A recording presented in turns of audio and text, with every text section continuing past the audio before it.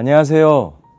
오늘도 우리를 위해 일하고 계시는 살아계신 하나님을 온전히 의지하고 또 신뢰하는 우리 멀티꿈의 가족 모든 성도분들의 복된 삶이 되기를 간절히 소망합니다. 여러분 혹시 커튼콜을 아십니까? 뮤지컬이나 음악회에서 공연이 다 끝나고 막이 내리잖아요. 그때 관객들이 감동을 받아서 기립박수로 또 환성으로 막 찬사를 표현할 때 이때 출연자들이 나와서 마지막 인사를 하는 시간입니다. 사실 저는 볼 기회가 많이 없어서 잘은 모르겠지만 생각만 하더라도 이 관객의 환호와 박수로 이 출연진들의 마음은 정말 그 순간만큼은 뭉클할 것 같아요. 어쩌면 한마음으로 정말 이룰 수 없을 것 같았던 그 성벽을 기적처럼 재건했던 이 느헤미야와 백성들의 마음이 이와 같지 않았을까라는 생각을 하게 됩니다. 하나님의 은혜로 성벽이 재건되었지만 진짜 문제가 무엇인가? 성 안은 여전히 황폐했다는 거죠. 성벽 재건을 위해 예루살렘에 머물렀던 사람들도 각자의 마을로 다 돌아간 상태고 안전상의 이유로 예루살렘에 거주하려고 했던 주민이 적었기 때문에 사실 이곳에 남아 살기에는 많은 희생과 헌신이 요구되었습니다. 그래서 느헤미야는 어떻게 하면 이 황량한 성내를 주민들로 가득 채울 수 있을까? 이런 고민을 하던 중에 느헤미야는 백성들을 모아 집안별로 족보를 등록하였는데 진짜 우연히 1차 귀환자들의 명단을 발견하게 됩니다. 그게 오늘 5절의 내용이에요. 오늘 본문은 우연히 발견한 이 1차 귀환자들의 명단을 세세하게 소개하는데요. 이 귀향민 지도자 명단을 시작으로 가문별로 또 출신 지역별로 아주 세밀하게 나뉘어져 있습니다. 그리고 이어서 그 당시 성전에서 섬길 제사장 가문이 쭉 소개되고요.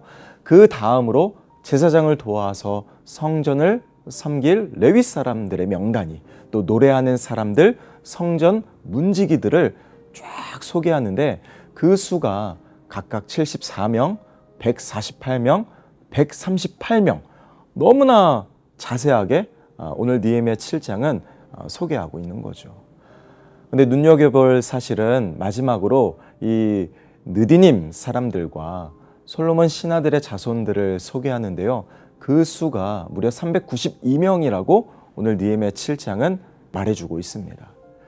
특별히 느디님 사람이 누군가? 이들은요, 이방인 전쟁 포로 출신들이래요. 이들의 신분은 성전 봉사를 위하는 레위 사람들 아시죠? 그러니까 제사장을 도와 성전을 봉사했던 그 레위 사람들. 근데 이 느디님 사람들은 그 레위 사람들을 도와서 성전을 섬겼던 일종의 신분이 노예입니다. 노예, 종이에요.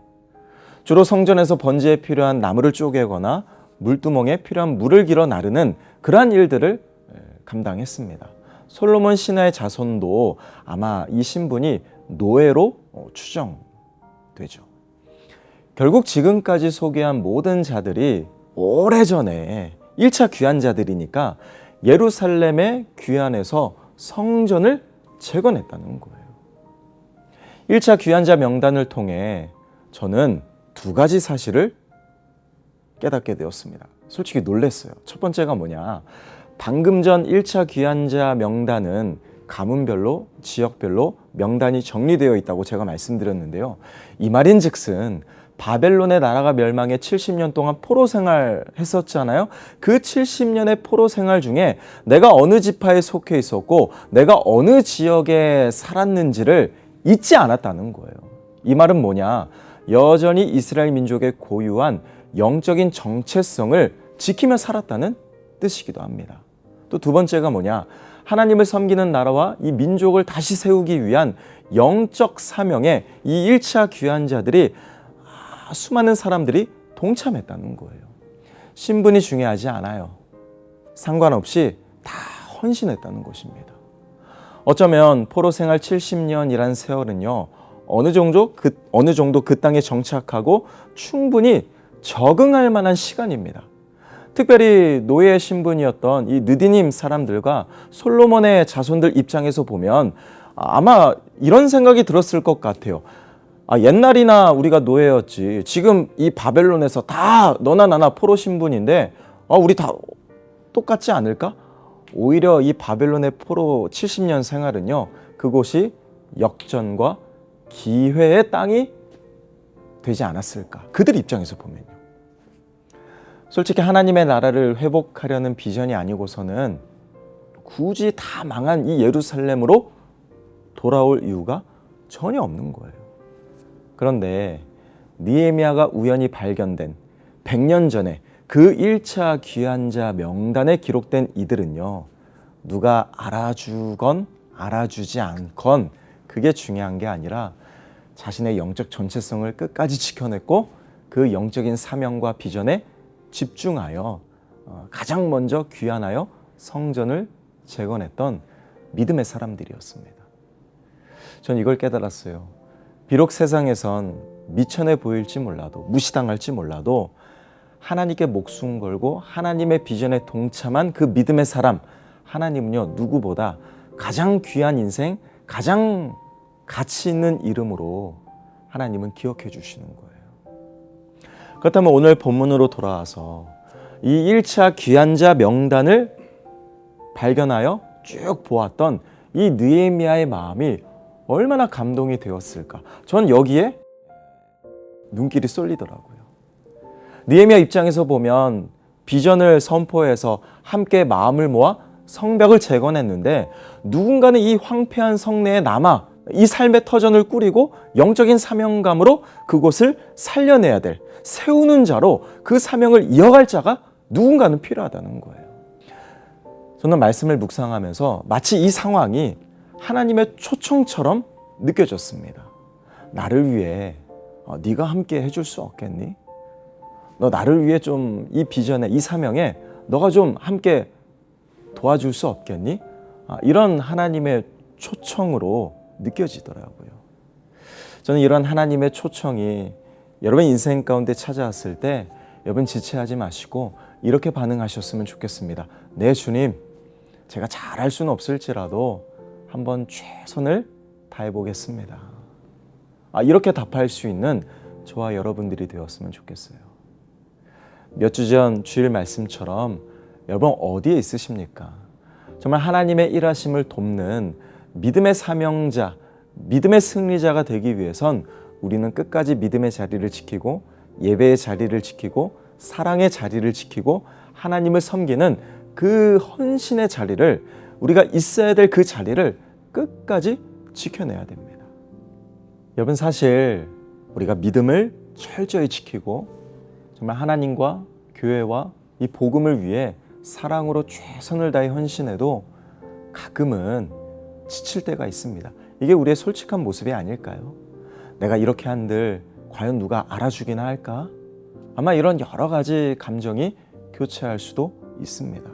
그러나 여러분 사람은 몰라도 하나님은 다 보고 계세요. 하나님이 다 알아주십니다. 하나님이 낱낱이 다 칭찬해 주실 거예요. 하나님이 기뻐하시고요. 하나님이 너무나도 자랑스러워 하실 거예요. 그럼 된 거 아닐까요? 우리가 하나님께 기억되면 이건 그걸로 충분한 거예요. 하나님이 잊지 않으시니 그걸로 된 것입니다. 저는 서두에 커튼콜 이야기를 잠시 했습니다. 저는 저와 여러분들이 주어진 내 삶 속에 또 맡겨진 내 일상 속에서 하나님의 자녀답게 우리 믿음의 주인공으로 살아내다 보면 우리도 하나님 나라에 갔을 때 이 커튼콜 무대가 열릴 것이고요.